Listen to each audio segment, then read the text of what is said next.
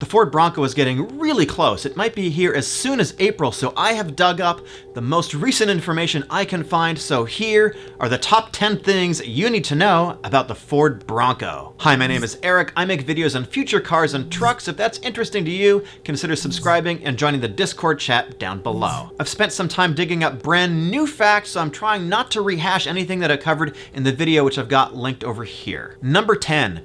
It looks like we are getting 10 colors, possibly, for the Bronco. I went to automotivetouchup.com and they've got a list of 10 different colors of touch-up paints that are assigned the 2021 Ford Bronco. On the lower half of this palette, we've got what I think are some pretty interesting colors.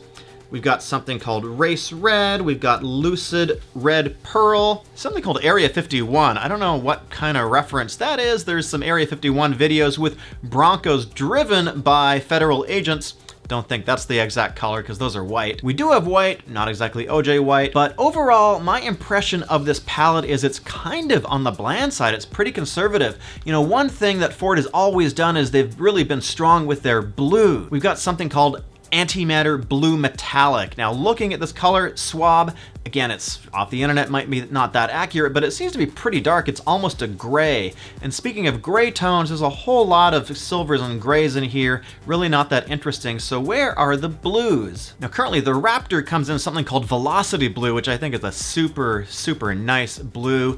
And there's also something called Kona Blue, which you can find on this special edition Mustang. And in fact, I think it's available on a whole bunch of different Mustangs. So, hey, blue, the Ford Blue Oval, these color swaths, this may not be super accurate because everything you're gonna hear in this video is a little bit speculative. Of course, none of the stuff is official from Ford, so keep that in mind. So even though we don't see any blues on this particular palette, I think we're actually gonna get some blues because remember, this is not necessarily a complete list of what touch-up paints are gonna be available. It's just the ones that happen to be listed on this website. Now let me know down below, what color would you get for your Bronco? A little later in this video, I've got something I discovered about the suspension. I don't think anybody has talked about that yet, so just hang out to the end of the video. Number 9, Ford says the Bronco is going to be rugged. Now Ford participated in something called the Bank of America Merrill Lynch Summit last year, and they showed this slide. This slide shows a spectrum of Ford vehicles ranging from urban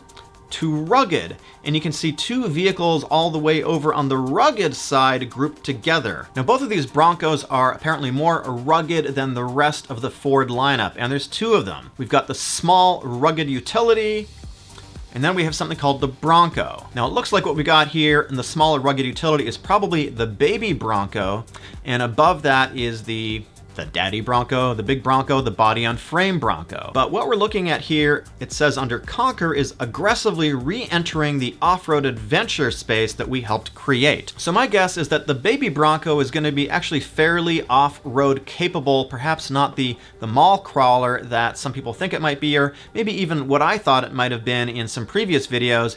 And the Bronco, of course, is gonna be the most rugged. Now the baby Bronco is based on the Ford Escape, which is a unibody type design, and the daddy Bronco is a full-on body on frame. Now the baby Bronco has got two possible names.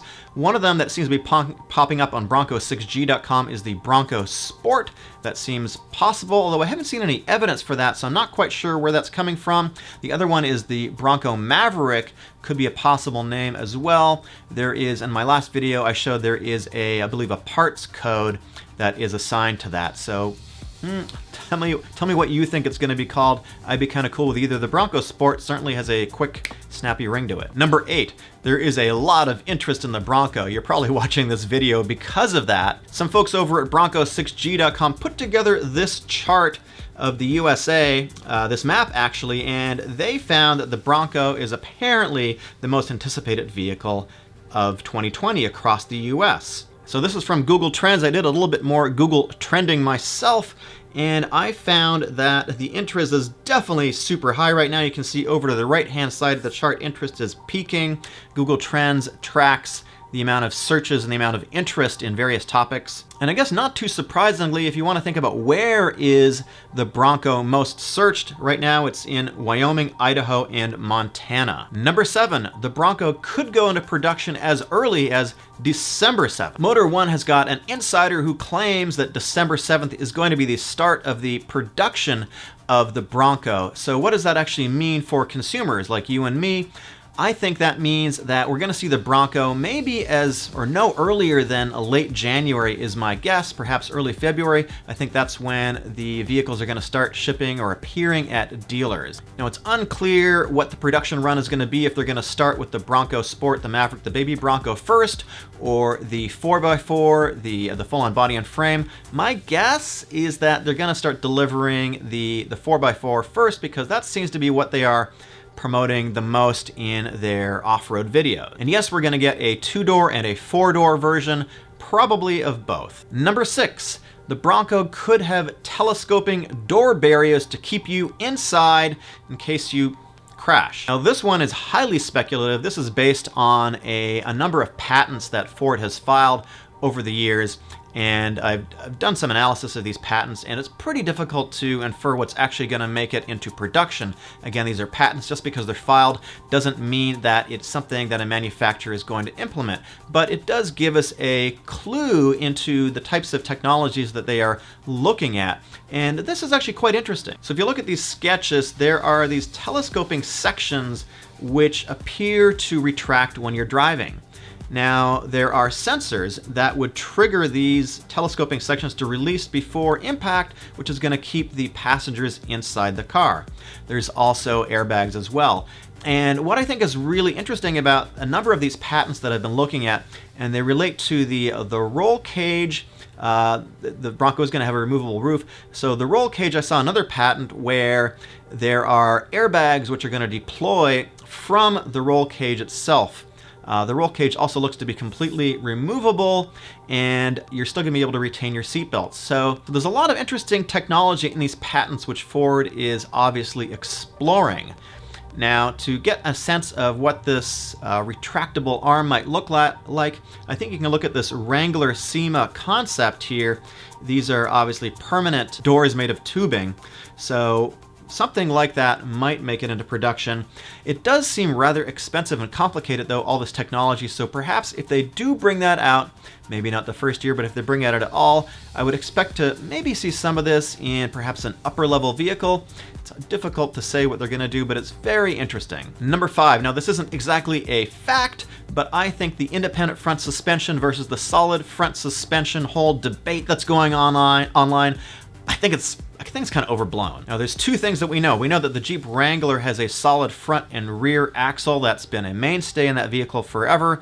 And we know that the Bronco is almost certainly going to get an independent front suspension and a solid rear axle. Now, that's caused a lot of consternation and a lot of debate online. Here's why I think it's not that important. Now, most people, I don't know if that's you watching, but most people are not going to be taking their Broncos to the most extreme trails, the most extreme off-roading environment possible. The majority of people, I think, are not going to be moving at 40, 50 miles an hour over terrain at high speed. Most people are going to be going under 40. They're going to be going a lot slower along trails. Some people are going to be going quite slow. It really depends on what kind of trail that you go to. But the fact of the matter is that the majority of the time, these vehicles are going to be spending a lot of time on city streets and perhaps some, minor trails. If you're going at higher speeds, independent front suspension is definitely going to be better for you. That's just sort of the way it's set up. It's going to be a little bit more compliant. It's going to be more comfortable as well. But if you're one of the people that likes to go into rock gardens, and there's certainly a lot of people that like to do that, I'm not taking away anything from anybody that wants to do some hardcore off-roading. That's absolutely awesome. If you're going to go to rock gardens and very difficult terrain, a solid front axle and rear axle is clearly the way to go. There's just no question about that. And I know there's been some discussion about a possible solid front axle option, a swap. That is just not realistic. Ford is going to manufacture this vehicle. This is a mass market vehicle. They're going to manufacture it one way. They're not going to make an option so that you can swap in a solid front axle. That's not something that can be easily done. You're going to have to do some custom weld points. You're going to have to swap out really the entire front half of the drivetrain. I just don't see that as an option. Ford released a full-length version of the video that they've had out for a little while with Brad Lovell. He's the 2012 Ultra 4 Pro Series Championship. Now, obviously, he's working with Ford. He's paid by Ford, but what he says in this video is kind of interesting. I come from a background of Baja and rock crawling, King of the Hammers. What I think is that whole industry doesn't even know what's coming yet. They don't know what they have in Bronco. The whole industry doesn't know what's coming. That's a pretty interesting statement. So this is obviously a little bit of marketing hype here, but he does seem to be implying that there is some technology or perhaps some level of refinement that Ford has attained with the Bronco that isn't seen in competitive vehicles. We're just going to have to wait and see a little bit. And I know some of the inside things, and I'm so excited about it. I see it being a vehicle that these guys, you know, the hardcore competition guys, this is going to be the vehicle they get to take their families out in the mountains and the desert on weekends. And I also see people modifying these things and going out and racing King of the Hammers, racing down in Baja, because it's a solid platform. The days we spent out here already, I can tell you, it is one tough vehicle, and we're just getting started. But also what he says about serious racers taking their families out to the desert and rough terrain and so forth, and people being able to modify their vehicles, I think that's very interesting too. That tells me that Ford is signaling that they are going to be supporting the aftermarket and modifying your Bronco, which I think is really, really important for the longevity of a vehicle like this. For another example of something like that in the industry, with the Toyota Supra, which I do a lot of videos on, Toyota has been very forthright and very positive about supporting the aftermarket community because they know that is what is going to ensure the longevity of a vehicle. Ford is really good with this too, obviously with the Mustang. And so Ford's got a history of doing this with their vehicles. So I think Ford is definitely going to be promoting the Bronco in that direction. I think that's a very positive sign.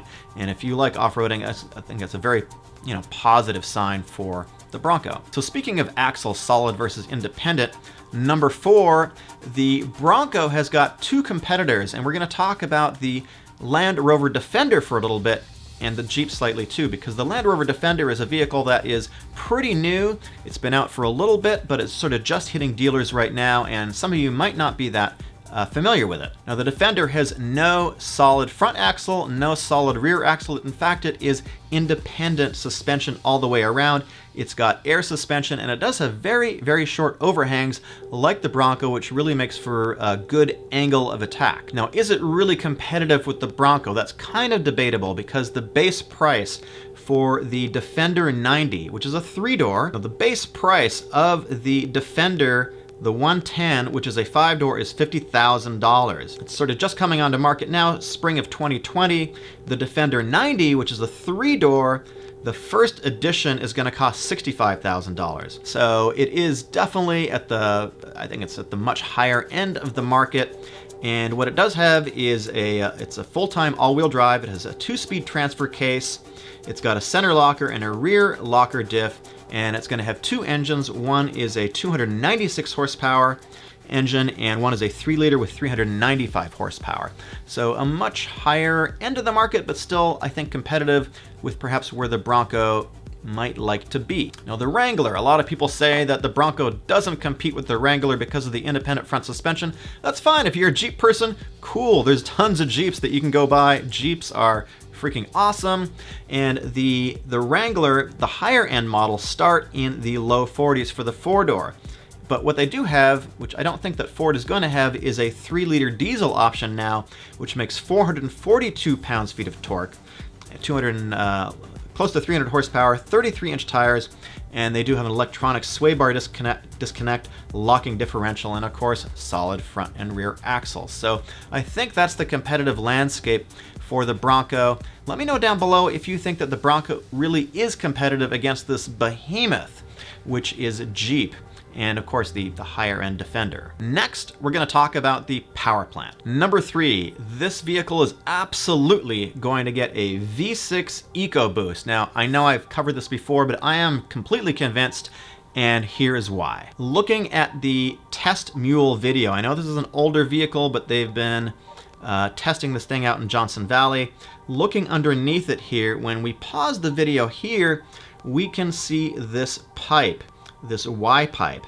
And I am completely convinced. I've looked at the Ford F-150 and it's got a V6 EcoBoost in there too. And we can see this pipe coming down appears to be the same. There's plenty of other evidence too that it is going to get the V6, the 2.7 liter EcoBoost, which makes in various other vehicles in the Ford lineup 325 horsepower, 400 pounds-feet of torque. I'm completely convinced this is going to be an option. Other most likely option is the 2.3 liter four-cylinder. So I know I said I wouldn't cover things I've covered before, but I am really solid on the fact that we're going to get the EcoBoost. There's a bunch of other factors too. Boci Tatarovich, who is a journalist, has covered this pretty extensively too. Number 2, there are some darn cool renders of what the Bronco might look like. I'm going to show you 2 artists. One of them is my favorite, Mo An. He's finally done a 4-door render. I think this looks pretty nice. He has based his renders on the spy photos that we've seen of the vehicles, the test vehicles driving around. I think this is a very good interpretation based on the amount of camo that we have. I think this is pretty close to what we're gonna see. Some super nice renders. Definitely go check out his work. He's on Instagram. The other artist I want to feature is Wannabe Artist 2020. He's got this cool animation showing the progression from the spy photos to his render. I'm gonna link him down below as well. And number 1, here's the thing that I have been looking at, and I think I've uncovered something pretty unique that I haven't seen covered in other videos. I think that the higher end version probably, I think there's gonna be a Raptor version actually, I'll tell you why in a second. I think it's gonna get these Fox live valve shocks. So what exactly is this technology and why do I think that the Bronco is gonna get it? These shocks have real-time compression damping and they do it via an off-board reservoir. They call it a pilot chamber. By combining a fast, semi-active valve with a patented damping architecture, Live Valve can instantaneously adapt to any terrain by adjusting compression damping in real time. The valve uses the electronic signals to vary fluid pressure in a pilot chamber. I think these are going to be a fairly expensive setup. There's a lot of sensors and electronics which tell the shock what is happening with the terrain and are able to have a lot of bottoming out resistance because they're able to essentially increase the amount of pressure very dynamically and very quickly inside the shock. Why do I think the Bronco is going to get these shocks? So they are available right now in the F-150 Raptor. And looking at this video from Johnson Valley, from this test mule, we can see that there is an orange shock sort of peeking out from the corner here. So is pretty likely, given the fact that the Raptor has it. I think this is an indication that there is probably going to be a Bronco Raptor version as well, probably with this V6 EcoBoost engine. I haven't heard anything about the Coyote engine quite yet. I know a lot of people want that, and that would be super cool. There's 2 videos up on screen right now. Pick one if you want more information about the Bronco and other stuff. My name is Eric. I'll see you in the next video.